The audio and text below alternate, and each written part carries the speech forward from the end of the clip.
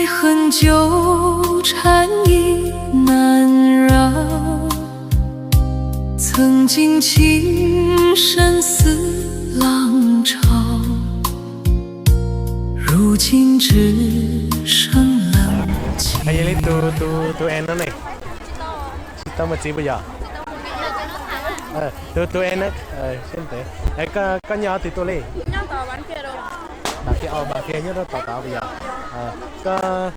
Nó có sấy mó chứ à? Sấy mó ra. Đi. Có số năm mua chơi xong là.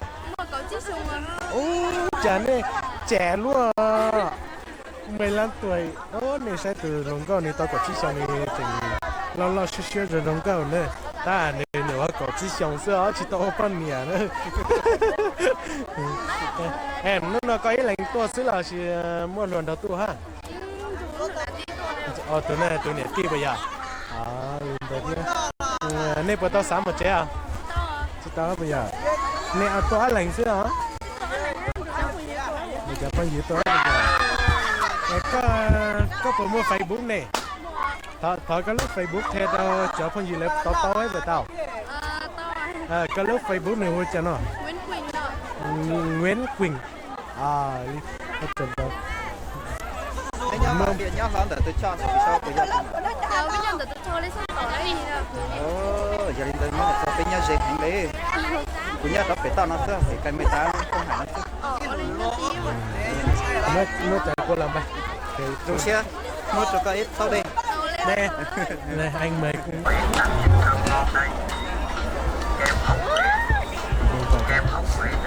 Các anh hỏi chút nhé.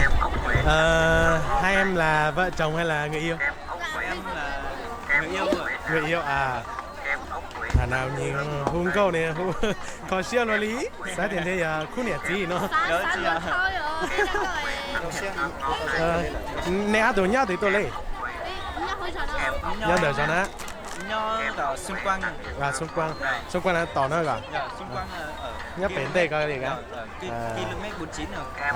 Còn em này tên gì? Em tên là Bầu. Bầu. Em họ gì? Em họ Sùng á. Họ Sùng á. Còn em? Em Hoàng, em họ Lý nhá. Họ Lý vâng rồi. Năm mới thì chúc đây các bạn trẻ này sống mãi nhá, và là hạnh phúc bên nhau nhá, và là hy vọng là sang năm sẽ là vợ chồng với nhau. Mất quên bà. Có không bà? Đây để anh mời hai em mới người một lần nhé. Đây anh lại có thôi bạn trai thì mình lấy trong túi thôi. Rồi anh nhá. Rồi nhá. Tao mấy người đây. Em ơi, đây anh mời lon đây. Xin lỗi là nó vừa nãy anh đánh nó rơi trong kia nó hơi méo một chút.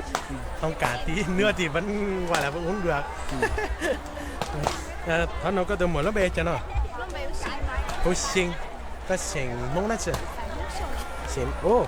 Hôm nay là gần như là khu này là gần như là mỗi chung là tao đùa nhỉ? Chắc cái xã này họ Sùng nhiều anh ạ. Tại vì từ sáng đến giờ là anh gần như là người nào cũng đều là họ Sùng nhiều. Em là ở đây luôn à hay là ở đâu? Em ở đây. Cùng xóm bên. Ở đây luôn. Đợt đó nên nhớ đâu khu thì là. Em ở bên cây 18 bên kia. Tí là xuống tận dưới kia luôn. Thế em một mình thế hay là có người yêu nữa? Mẹ em đi cùng mẹ. Chồng cùng mẹ. Thế em chưa có chồng gì? Em 15 tuổi mà. 15 tuổi, trẻ quá.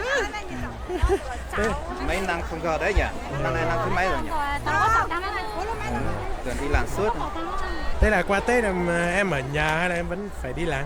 Em đi làm. Đi làm công ty à? Đa phần bây giờ là các bạn trẻ toàn đi bên đi làm công ty hết rồi, ít khi ở nhà lắm. Chỉ gọi là Tết để về để ở gọi là hơn tuần thôi lại đi hết. Thế anh cảm ơn nhé.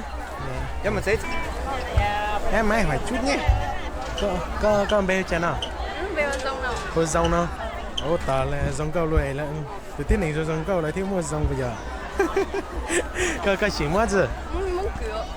Ôi giời, bắt tay cái. Anh họ cư. Thì muốn đồng sư. Anh họ cư mà.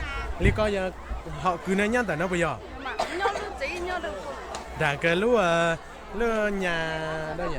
Lúc nhìn tại nhà vườn tại có rồi. Ở đâu nhỉ? Đã bây giờ anh 10 lúc ní. Anh 10 à? có người tuần sai bây giờ. Ôi giời. Ok. Đây là anh là họ cư. Anh ở quan thần sáng Simacai. Có gì bé thì ship bao cờ. Để còn đây thế thì em là cháu rồi. Cháu rồi. Còn gọi bạn chú mất rồi. Thế bố em đi đâu rồi? Bố em không biết nữa, đến khi sáng giờ Năm ngoái là bố em dẫn chị mà năm nay bố không dẫn à? Lại... vẫn có ạ. Vẫn có à? Thế em sắp về chưa? Cháu sắp về chưa? Dạ chưa. Chưa. Thôi nhà gần đây thì về lúc nào mà chả được. Này, lấy chân nước cho cháu uống. Đây này. Ôi méo quá, chú người chân nước cho cháu. Là. Xin chị đùa. Tắm nó mình dưới con bê hồ trà. Linh. Linh. Xỉ mốt chưa? Xỉ mốt dạ. Ấy có nhớ khó thì tôi lên. Nhân để đó à? Nhân để ăn nó là bây giờ. Linh thế nhé. Mà chạy xong nữa. Nó giờ có biết. Đây, anh mời em chai nữa này. Thôi. Cảm ơn nhé.